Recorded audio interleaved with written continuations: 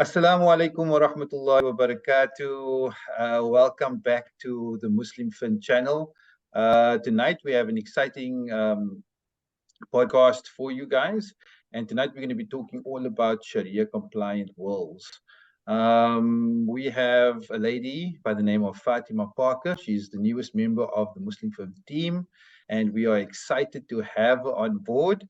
And she's also a specialist in dealing with things like wills and trusts. But I'll have her talk a bit more about herself.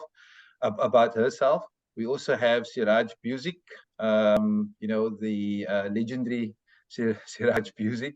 Shamim will not be joining us on this podcast this evening. But what I would like to do is I would just like to get started with Fatima. Fatima, if you can just do maybe a quick introduction on, a bit about yourself, and then we'll get started straight into the conversation around Sharia-compliant wills. Assalamu alaikum wa rahmatullahi wa barakatuh. Thank you for having me. So what can I say? My name is Fatima Parker. I have been in the financial services industry for 16 years now. I have a BCom law degree as well as a postgrad in Islamic finance, and I'm currently studying something further, which I'm not going to mention at this point in time. I am what is called I'm currently a trust specialist at one of the major banks, and I've always been in banking. And yeah, like I said, I've been here for 16 years, but I have specialized in really wills and Sharia wills, and especially how they work within the South African environment. So that would be me. I'm very excited to be here, to be the only woman on the panel. I think that's very exciting, the only woman on the panel, and to represent my sisters, because, from a finance point of view, I think lots of women have questions, and sometimes they're afraid to ask me. Not that you guys are intimidating in any way. I just think sometimes a woman finds it easier to speak to another woman, and I think I represent the average Muslim woman out there, the mother, the employee or the employer, the sister, the wife. And so for my sisters out there, I'm here now. So if you guys have any questions, that's me. Alhamdulillah. And, it's been a long time coming. As I said, we are so excited to have you be part of the MuslimFin team, to represent the women, the mothers, the sisters, and, to give a voice to, that important part of the community. So we're not intimidating in any way. We normally encourage all of our viewers to ask questions, but having that, that softer, aspect to the podcast is very welcome. So shukran, Fatima. Thank you for taking the time to introduce yourself. And I think we want to, just lead directly into kind of the conversation this evening. And we know that you are an expert in, trusts and wills. And so I think my first question for you would just be, to ask if you could maybe give us a brief understanding or description of what the differences are between a conventional and a Sharia-compliant will. I think it's better if I put my headset on. Okay. I don't know. Are you guys able to hear me clearly? Yes, absolutely. Perfect. So the difference really in practice between the Sharia will and the conventional will is that the conventional will is basically where you as the testator, so the testator is the person that now wants to set up his will, or the testatrix in the sense of a female, can leave to whomever they choose to. So there are obviously a few I would say regulations and rules around how and so, for example, you obviously cannot leave something in a will that does not belong to you, or you cannot have a clause in a will that is illegal or contradictory to to good models. So you cannot say something like, I'm prepared to leave something to my son on condition that he murders X, Y, and Z, something like that. That's in the conventional will sense. But you can then leave it to whomever you want to. So in a conventional will, I can say, I, Fatima Parker, would hereby like to leave my entire estate to my husband. and to nobody else. And that is entirely up to me. Or I could say I would like to leave my entire estate to my sister or to my friend, and that is acceptable from the conventional sense. However, from the Sharia point of view, we have prescribed portions as to who, firstly, they are prescribed set as to who is due to inherit, so who your heirs are, and also their portions. And I want to bring this across, and I want to say that Islamic inheritance is not something new. It has been so the Quran prescribed portions has been already revealed in the Quran, and that was more than 1,400 years ago. And so that is the difference. So Sharia inheritance, there is a set way in which things are done. Whereas with conventional, you can basically do whatever you feel you want to do with your estate. So with the Sharia will, the first thing that happens is that you are allowed to take off from the estate. We will take off for burial expenses. So that's one of the expenses that comes out of the estate first and foremost. So when you pass on, whatever it costs to bury you, that has to be deducted. I must admit, in practice, I haven't really seen it happen because, in South Africa specifically, we as a community, everybody will come together and they'll say, I'm going to pay for this. I'm going to pay for the grave. I'm going to pay for the food. So I haven't really seen in practice where somebody has come and says, my mom passed away, you need to please reimburse me with 20,000 rand. However, this is obviously the first expense that can be deductible from a Sharia point of view. Thereafter, it would be your expenses, your debt. So if you owed anybody money, those people are due to be paid out whatever you owed them. And what is remainder from there, that is your estate. So this is in the case of Sharia, and this is also in the case of South African conventional law. So this is where the two are on par. So in South Africa, if you have R1,000,000, but you owe 500,000, your estate is then only 500,000 because you owed 500,000. So 1,000,000 minus the 500 leaves you a 500. Sharia works in the exact same way. This is where the difference really comes in. So conventional law, the 500,000 I can leave to whoever I want to. Sharia, that 500,000 you're going to look at, that's your entire estate, right? From that estate, there is a third called the wasiyat. That third portion, you as a Muslim may leave to whomever you want to. So with the wasiyat, there's obviously different interpretations and there are different schools of thought. And because this is a high level discussion, I'm obviously not going to have the time to go into that. But I just want you to know there is this third portion that you can give to whomever you want to. Generally, it is advised that you cannot give of your set heirs from that third portion unless the other heirs agree to that. So what happens now is you have this third portion. You can choose to give it to whomever you want to. You can give it to a masjid. You can give it to your friend. You can give it to your sister. You can give it to your brother because they are not your set heirs. However, should you feel that you actually don't want to give to anybody, that's okay too. So what would happen is then that 33%, that third 33.3%, then now becomes a part of the residue, which is what is left over. Okay, so now we've got this 1/3 wasiyat. You can do with whatever you want to. Like I said, that's just my high level. There are rules, different schools of thoughts, different ways of applying, but I cannot discuss that at this point in time because we don't have the time for that. And then we have the 2/3 that's remaining.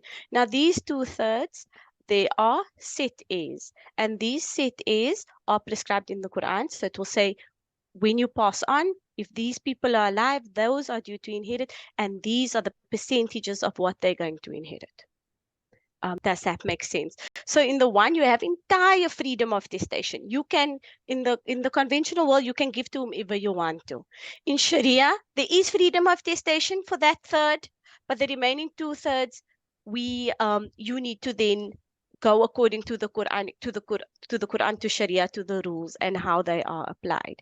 So you'll see that lots of people come up to you and they will come to you and they'll say, Fatima, these portions, I worked my whole life and I don't agree with these portions. And this is my wealth and this is how I want it to go.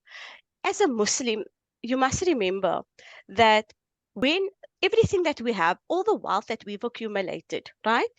yes, we may use in our lifetime, we may utilize it as and how we want to and do with it as we please. However, when we die, we are no longer. And the wealth, our wealth actually belongs to our creator. So when you die, you have no more rights. You have that third that the creator, our creator says, okay, let him do with this third as he pleases if he wishes to utilize it. But it is by the Quranic laws that this is how it should actually be divided. So we shouldn't question that. You know, uh, um, Allah is the all-knowing, the all-wise. So who are we to question why things should be done in this way? Absolutely. Does that make sense? Yes, absolutely, Yes, and I think 100%. that that's great. That's a fantastic way of. I think you've put it in a bit of a nutshell and given us an overview of what the wrapping up of an estate would look like. So shukran for that. We appreciate that. So firstly, we go to the burial. Then there's the third that you can decide to give or not give, and then with the other portion, we have to make sure that that is distributed according to the Quran, or Marf, according to the. Go ahead. let me just stop you there. So it's the burial expenses, then Expenses. the estate. Yeah. Okay, correct. And then they state, absolutely. So I think that's great, and I would love to get into another conversation where we can deal specifically with that wasiya part. The Yeah. 1/3. Okay, so maybe we could leave that for another podcast. I wanted to check. I know that Siraj is waiting, anxiously because it looks like he has a question there. So Siraj, if you have any questions, please go ahead. Yeah, Shukran, Fatima. I think I enjoyed the way you explained the difference between the conventional will versus the Sharia will. And as Muslims, we should obviously make the effort to ensure that our will is Sharia compliant. So I think this alludes to my question in the sense that, so what happens to a South African Muslim who passes on without having a will at all?